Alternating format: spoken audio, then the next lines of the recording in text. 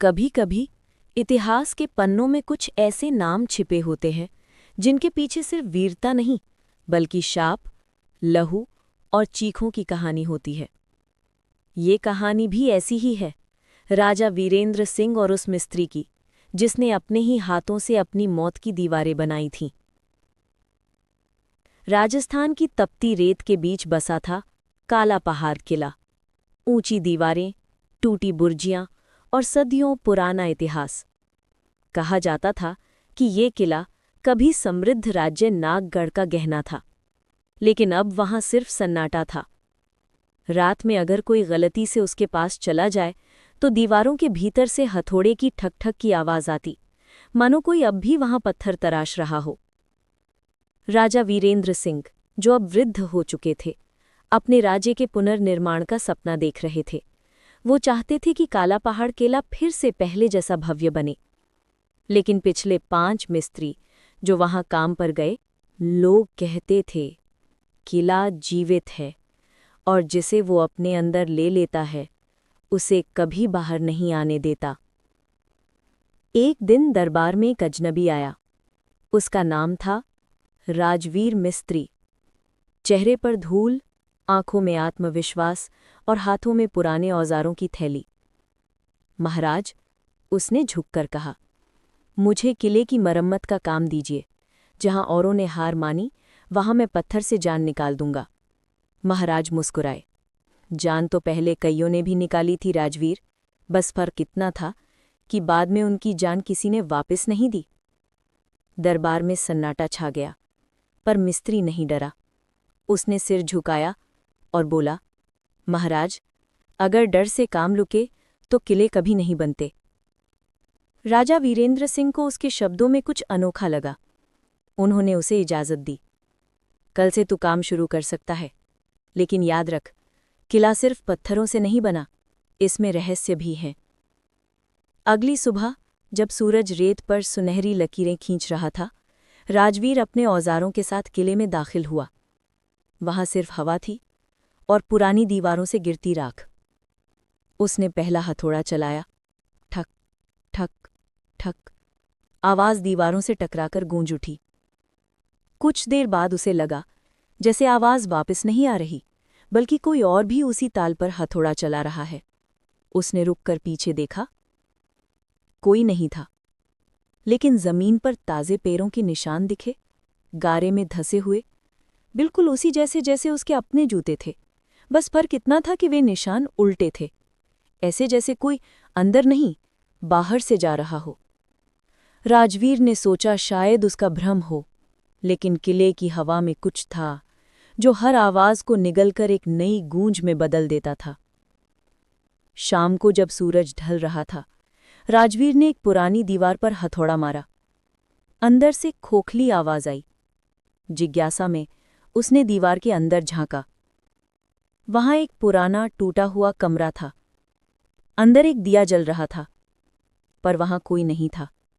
और तभी दीवार के भीतर से एक महिला की धीमी आवाज आई, राजवीर, दीवार मत तोड़ो। मिस्त्री चौंक गया। कौन है वहां? कोई जवाब नहीं, सिर्फ दिए की लौ कांपी और बुझ गई। उस रात जब वो अपने तंबू में लौटा तो हवा में वही आवाज गूंज रही थी। हर ईंट, हर पत्थर कुछ कह रहा था, लेकिन राजवीर को अब भी यकीन था कि ये सब उसका भ्रम है। उधर महल में राजा वीरेंद्र सिंह बेचैन थे। रात के तीसरे पहर उन्होंने सपना देखा। वो वही किला है और दीवारों के भीतर कोई आदमी हथौड़ा चला रहा है। धीरे धीरे उसकी पीठ जलने लगती है, त्वचा गलने लगती है और उसकी चीख गूंजती है, महाराज, वादा निभाइए। राजा चीखते हुए उठ बैठे। उनके माथे पर पसीना था। उन्होंने तुरंत दूत को भेजा, सुबह सुबह राजवीर को दरबार में बुलाओ। राजवीर अगले दिन फिर किले पहुंचा। उसने देखा कि दीवार पर एक लाल निशान उभर आया था, बिल्कुल वहीं जहां उसने कल हथौड़ा मारा था। वो झुका और छूने ही वाला था कि पीछे से हवा का झोंका आया और किले का दरवाजा अपने आप बंद हो गया। अब वो अंदर कैद था। राजवीर ने दीवारों को छूता चला गया, कभी ठंडी, कभी गरम, कभी उन्हें लगता जैसे दीवारें सांस ले रही हूं।